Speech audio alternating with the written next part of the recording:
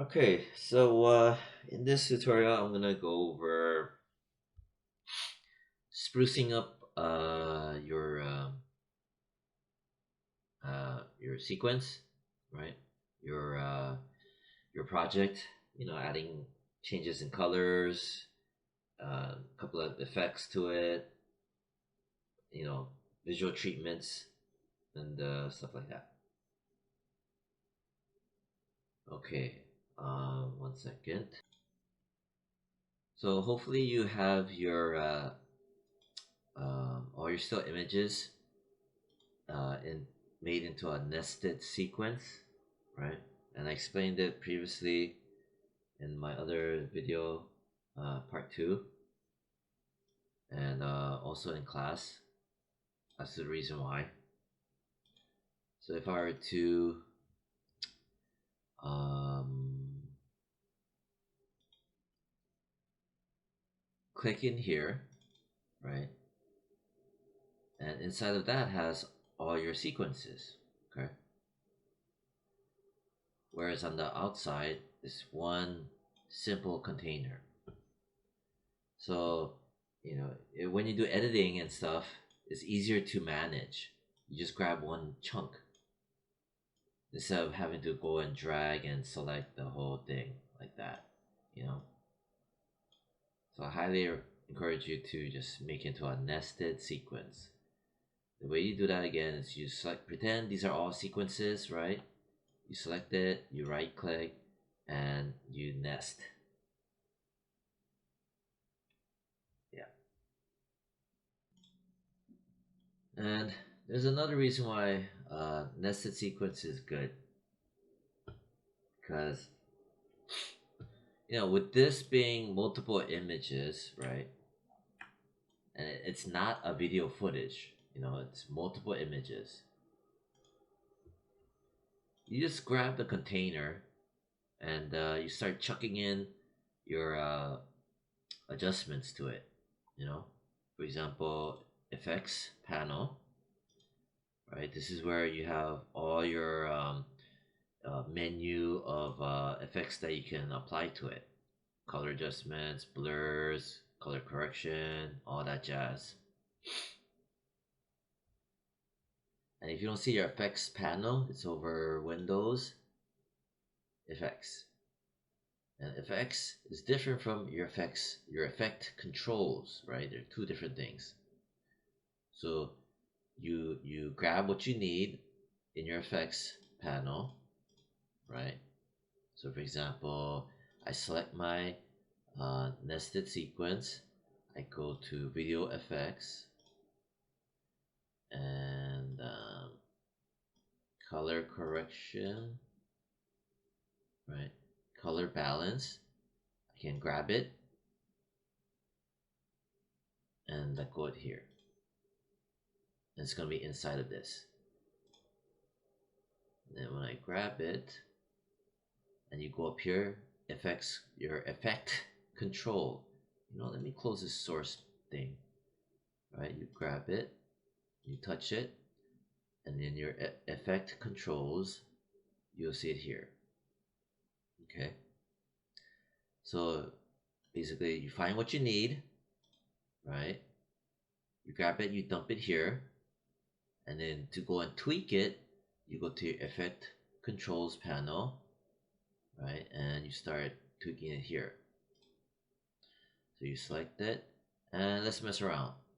Crack that open, do some of this, crack that open, and maybe just mess around with that, crack that open,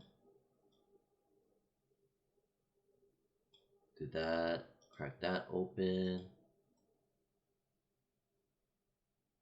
that open, and just have fun with it.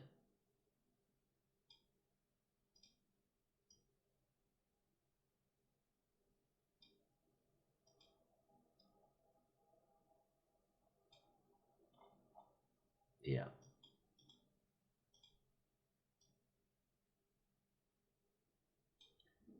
Anyhow, so there's your color bands.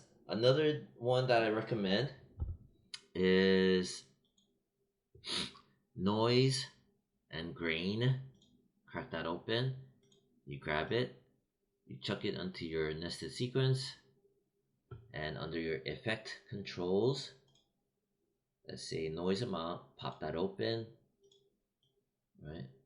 The reason why you want to apply these things is, it adds a bit of a little subtle organic feel to it, because this is just taking back into the film days, um, analog film, and has its own little qualities to it where it's imperfect, right?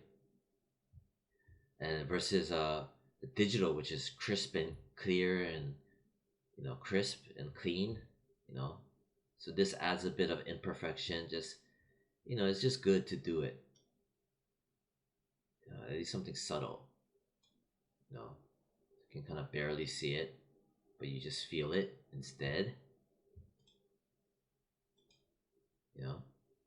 So maybe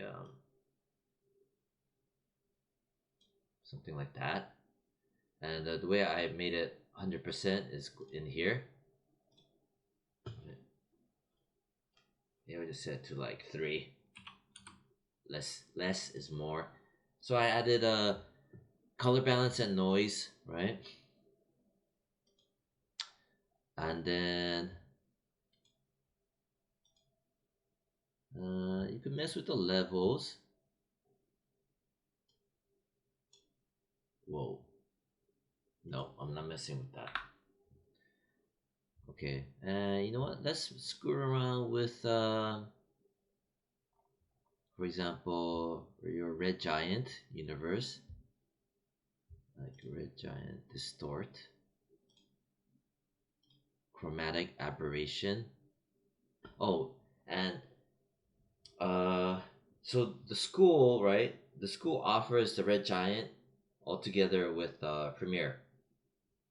I'm pretty sure by default, Red Giant is not free. It's not a free plug-in that comes with Premiere. It has to be paid for subscription. But with the school, they offer it together. So I'd say learn about it and make full use of it. It's very powerful plugins. So Red Giant Universe Distort. So I remember some of you guys have like a surreal type of stop motion pixelation, or dreamlike scenarios, right? So I'm gonna grab chromatic aberration, grab it and chuck it here. So it'll do things like this, where I'll offer you like RGB separation, a bit of a lens distortion, and it's pretty much here. And for example, distortion amount, you can set to like 0.5, something more subtle. Scale, maybe like 0.5. Ooh, nope. 1, ooh, nope, 1, maybe 1.5. Nope, just leave it as 1. So the name of the game is make it super subtle, like distortion amount, like 0.5. Then there's your radio amount, maybe 8. Well, that kind of makes it even more subtle. Lens radius. All right. Okay.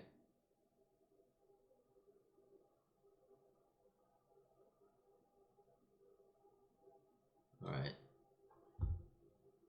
There's that. Edge fall off. I didn't do nothing. Oh, yeah, it messes with that. So yeah, there's that part. Chromatic aberration, and these can be keyframed too, but it depends on the use case scenario. There's Red Giant Universe Glow. Alright, so let's try chromatic, just like its regular glow. See if that's any good in this situation. Whoa. Yeah, maybe threshold. That's your. Maybe try to prevent blowouts.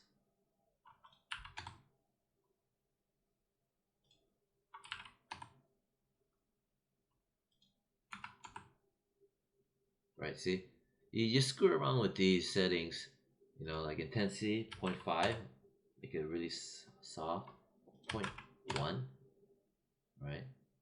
And then if you want to know it on and off, it should be where's the eyeball for this thing? Oh, right here, FX, on and off. Yeah, yeah, that's super bright. Maybe that's not good. So you know, I highly recommend just going in there and you know messing around. Yeah. See, even right now, I'm just going and tinkering with things.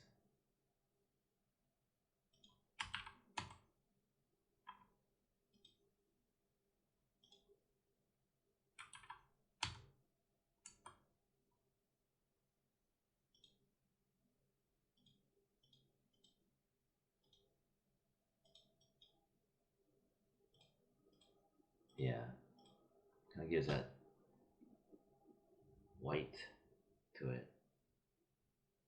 So yeah, so that's your so that's 11 minutes. So go ahead and mess with those. Um, yeah, trap code, magic bullet, film.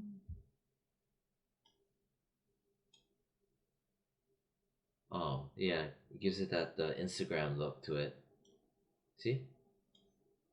Whoa, whoa, whoa! What the hell?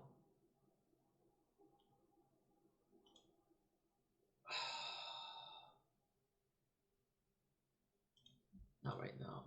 Please stop screwing with me. What the hell?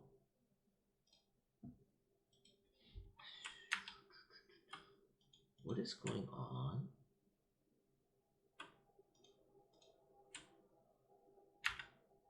Whoa, whoa, whoa.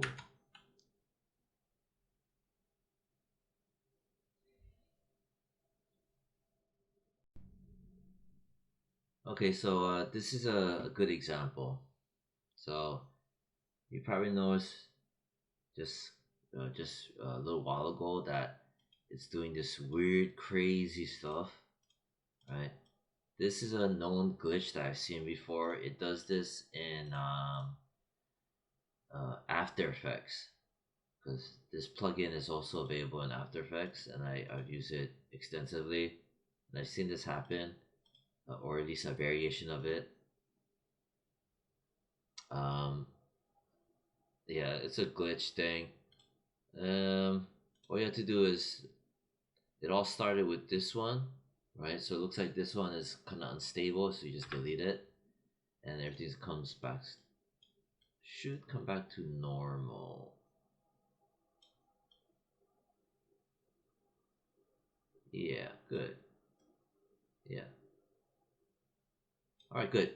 So you know, it's still good, but when you see that happen, don't freak out. Just delete the troublesome one. So maybe stay away from the glows. Chromatic glow.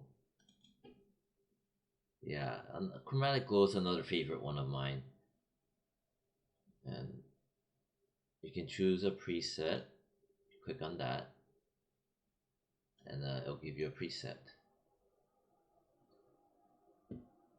for your chromatic glow. Where's my presets?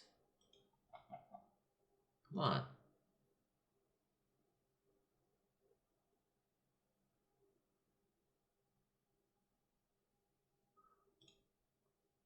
Chromatic glow.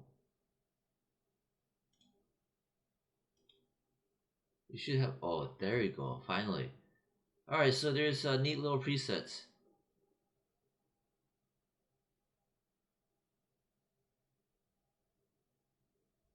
Maybe source color, split add. Maybe I'll do that. Yeah. Or maybe I'll do this source color. Oof. Vertical spectrum. All right. See, this is what I mean by it gives it that little dream-like surreal feel to it. So there's gonna be some student that's gonna this is gonna you know vibe with vibe with them. That's why I kind of want to share this. Looks like horizontal streaks is the most lightest one. Alright. And then from there you just dial it down.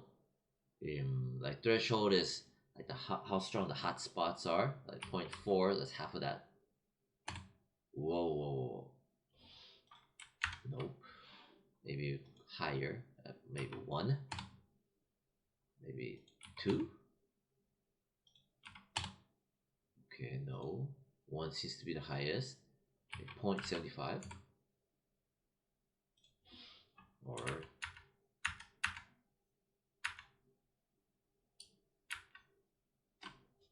right. So yeah, this is default what it was before. Intensity, like set it to 1. Okay. Glow radius, maybe 10. Alright. Maybe 5. Maybe 1. Yikes.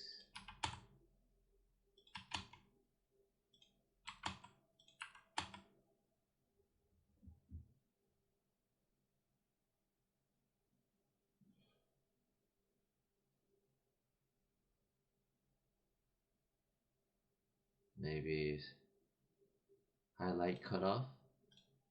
Alright. Alright.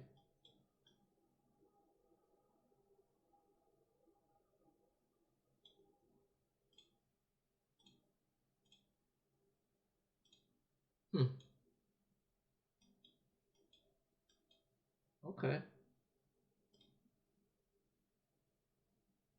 Yeah, see? So you get sucked into this, you know?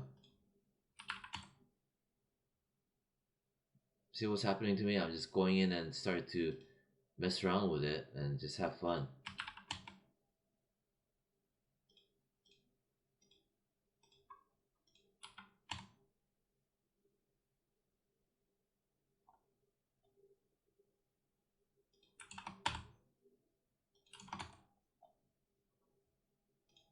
Blend with the original. That seems to help a lot all the time.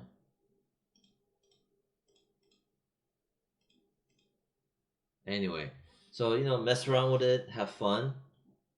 These guys, that dictates the direction of your thing.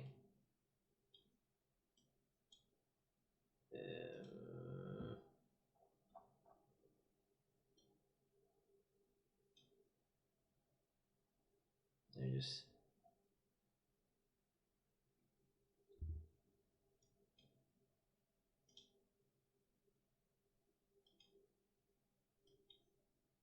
right.